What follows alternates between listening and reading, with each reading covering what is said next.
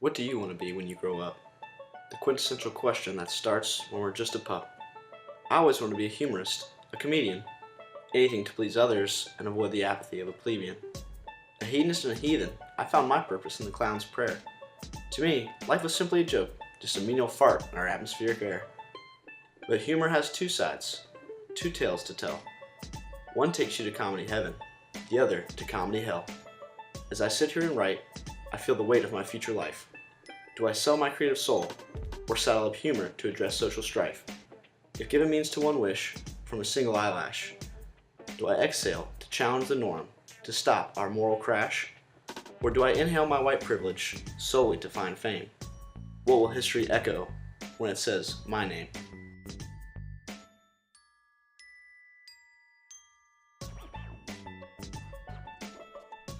I believe comedy should be explored academically as an avenue to address authority in order to challenge amorality, corruption, and injustice. As I pursue a career in comedy, I crucially examine comedy's past, present, and future in order to assess how humor's trajectory will be integral in the future of social progress.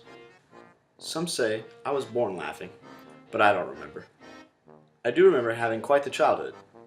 As the second-born son, I found my niche as the family jester. Mostly because I adored laughing, but humor also provoked my creativity, and the attention I received was certainly nice too. Ever since, my personal happiness has been exclusively linked to my provocation of happiness in others. But if I accept this responsibility, I also accept the weight of the world. From the Jimi Hendrix cover of All Along the Watchtower by Bob Dylan, to Hollywood's The Court Jester starring Danny Kaye, media depictions accurately represent comedians as highly progressive people confined to defection and subordination. There must be some kind of way out of here. Say the joker to the thief. There's too much confusion. I can't get no relief. But where could I learn any comical turn? It was not in a book on the shelf. No teacher to take me, to mold me, and make me a merry man, fool, or an elf. But I'm proud to recall that in no time at all, with no other recourses but my own resources, with firm application and determination, I made a fool of myself. I have identified with this strange phenomenon my entire life. While other kids were concerned with looks, possessions, and popularity, my motivation came from laughter. Humor empowered me with a sense that I could do something meaningful. But in order to pursue a career in comedy that is meaningful, moral, and progressive, it is important to first analyze humor's history. Historically, the jester provided a precedent for the performing comedian, but their performance was often much more than a joke. Discussing the role of the jester, or fool, in society, the social significance of the fool cannot be underestimated. It is perhaps the surest sign that a society has attained cultural maturity because the construct allows the society to reflect on and laugh at its own complex power relations. This implies that a progressing society has an inherent need for the fool, while the fool, or jester, has a responsibility to aid their society's progress. Vital to the community, when virtuous in their pursuit to progress, jesters expertly engage diverse audiences while criticizing their society for its social injustices and moral ineptitudes. The agency of the court jester became the everlasting archetype for comedians to succeed in entertainment while remaining critical of the society's failures. While investigating where comedians derive their ability to criticize, I discovered Oliver Double, who found that, because comedians are seen as existing outside the world of conventional employment, they have a unique position from which to view the everyday reality. In humor's more recent history, the most clever yet influential comedian and social critic is widely recognized as Richard Pryor. Operating outside the restraint of social regulations, Richard Pryor's comedic dialogue was previously unthinkable, let alone audible to the American public. But since comedy is seen as a safe context for communication about controversial topics, and a moment of thinking is induced by laughter, stand-up comedy provided the ideal medium for Pryor's progressive discourse to hit the humanist hearts of America. In spite of audience discomfort with direct confrontations of racism, Pryor transcended racial boundaries and captured a huge audience of admirers in virtually every ethnic, economic, and cultural group in America. Pryor critically mobilized his humor to deconstruct the larger issues inherent in America's infrastructure. Due to the fact that race is a social construction that assigns more value to the people of European descent while marginalizing other groups, all racial groups, including whites, are socialized into the belief that white is natural, universal, and normal. Examining the social injustices of racism and moral corruption through a humorous lens, Richard Pryor's brand of comedy confronted the national narrative of whiteness with his own marginalized perspective. I'm doing a stand-up on the show because the people, NBC said, well, America don't know who you are. And you come out and they're scared. They just see black people and they get nervous if they don't know who they are. So you should come out and introduce yourself. I was born. Pryor's perspective offered the first-person accounts of racism in order to successfully challenge claims of neutrality and objectivity. Then they feel safe. Oh, it's all right, Marge. You can watch him. He was born. It's wonderful. In fact, his routines not only broaden the points of view circulating in public discourse, but also constitute a new social knowledge within the diverse demographics of the audience. Richard Pryor became a critically acclaimed comic for educating and enlightening diverse audiences on the reality of social progress in America. Uniting audiences through his comedic yet critical deductions of reality, Richard Pryor became both a success and a seriously funny comedian. Performing comedians like Pryor are endowed with interactional power, a concept created when a participant is perceived by others to be more dominant, hold higher status, or be an expert or an authority.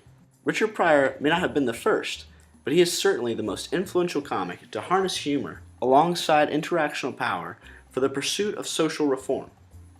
The iconic career of Richard Pryor inspired comics as diverse as his audiences. From Eddie Murphy and Robin Williams to George Lopez and Dave Chappelle, virtually all comedians attribute their aspirations to the success of Richard Pryor. You know, I learned my honesty and I learned my ability to connect with audiences and to be vulnerable through watching Richard Pryor. I'm not very religious, but I don't hang on the Pope's every word. I know people that do, and that must be what that's like. You know, to have somebody that you see that becomes a kind of a guiding light for you. Although exposed to Richard Pryor in my youth, I didn't fully grasp the importance of his humor until I observed its likeness in Dave Chappelle. Like Pryor, Dave Chappelle spoke through experience while drawing in diverse demographic audiences.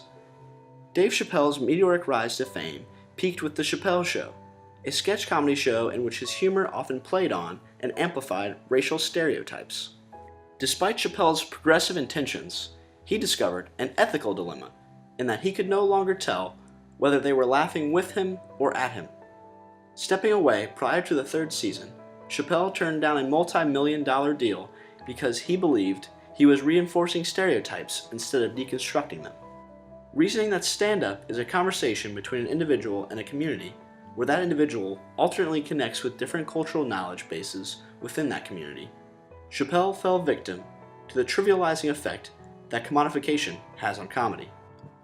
As Constance Bailey explains, what may have started out as in-group humor becomes tainted, distorted, and significantly weakened when adopted by mainstream audiences. Turning down the money, Chappelle sought refuge and human reconnection in Africa. Ironically, the agency and voice harnessed by Chappelle was commodified in order to marginalize his professional and personal aspirations of social progress. Just like that, I witnessed the genius of Dave Chappelle reduced to the dollars, cents, and white superiority within the entertainment business. Chappelle spoke rather candidly about the experience of his artistic passion meeting the market of comedy to James Lipton and his students on Inside the Actor's Studio. I'm going to go to Africa. I'm going to find a way to be myself. I'm an artist, man, but to act or to entertain it's a need that maybe a lot of your friends don't even understand. But you got that need and you have your dreams. There's only 6 studios, man. There's only 6 agencies, man. This is a small, controlled thing. You know, like you guys are students now, so you're idealists, but you don't know about where art and corporate interests meet yet. Just prepare to have your heart broken. Like, in a way, you see him laughing, that evil laugh? Failing to respect the comedian's art form the market's influence undermines our own social progress.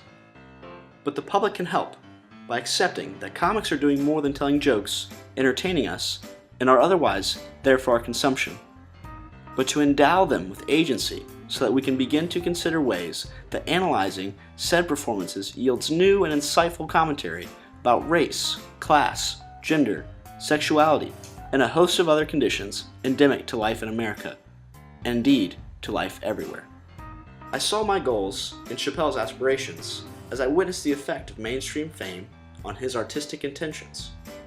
Feeling my dream becoming more of a nightmare, I sought refuge in the new generation of comedian.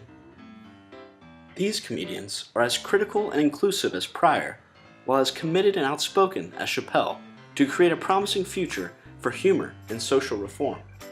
Headlined by comedians like Hannibal Buress and Josh Blue, these comedians take up the front line to use humor for social reform.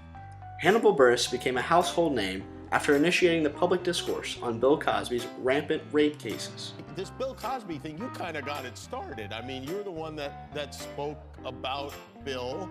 This kid's on TV. Pull your pants up, black people. I was on TV in the 80s. I can talk down to you because I had a successful sitcom. Yeah, it was great women, Bill Cosby, so kind of brings it down a couple notches. I don't curse on stage, but yeah, you're a rapist, so... Josh Blue, who suffers from cerebral palsy, is a part of the people with disabilities taking control of humor message, where humor doesn't just go for the laugh. It allows non-disabled people to see issues related to disability in a different light. What I did is I actually was a member of the U.S. Paralympic national soccer team.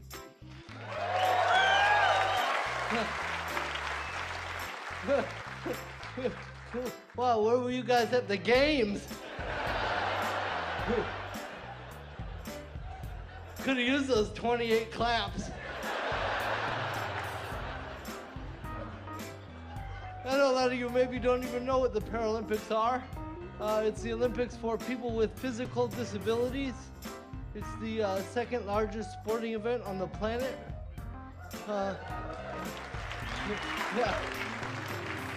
Yeah, it's second only to the able-bodied Olympics. Oh yeah, must be tough running with two legs, huh?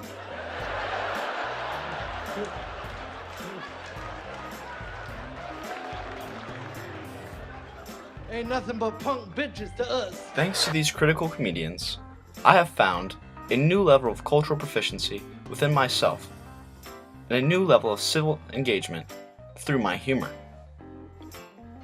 Whether spending my nights at open mic events, or hopefully someday hitting a bigger stage, I realized I don't want to be famous. I just want to be funny. Seriously funny.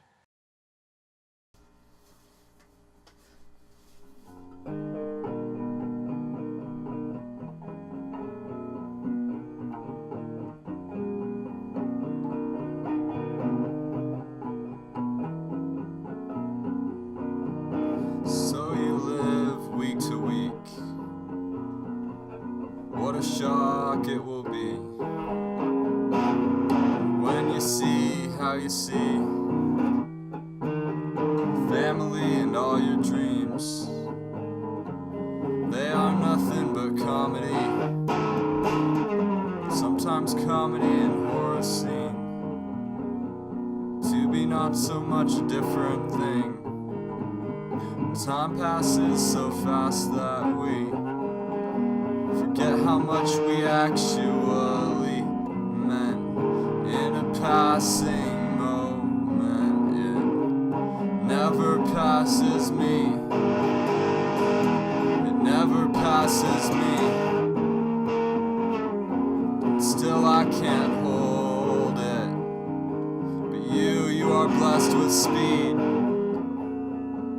Doubt you think of me. Now the highway is a one-way street, so I live my life week to week. What a shock.